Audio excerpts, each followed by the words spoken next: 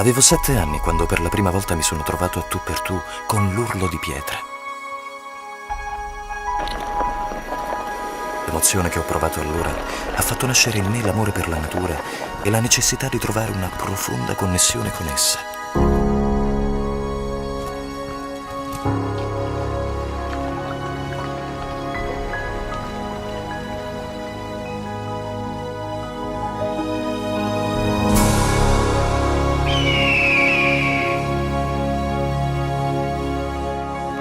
La passione e il desiderio di misurarmi con la mia mente mi aiutano a vincere la fatica e il freddo, mi aiutano a dominare la paura.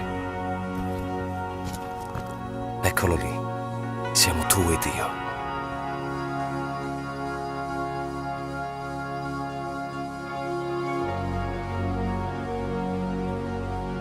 Voglio fondermi nella maestosa bellezza della natura attraverso ogni singolo respiro.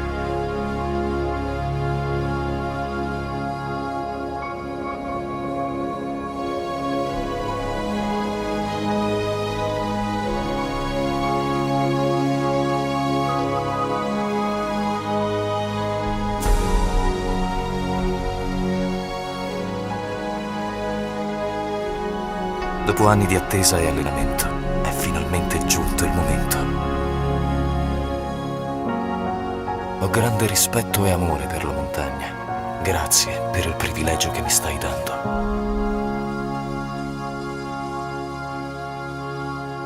Adesso ci sono. Sto arrivando. Con la mia mente e le mie forze. Da solo.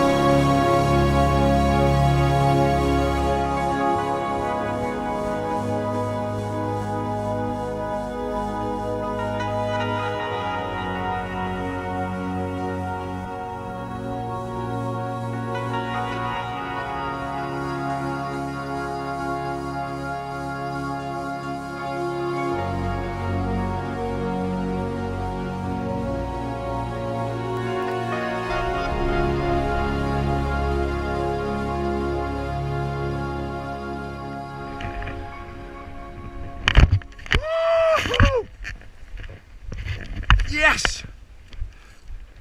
Ha ha! Ha ha ha ha!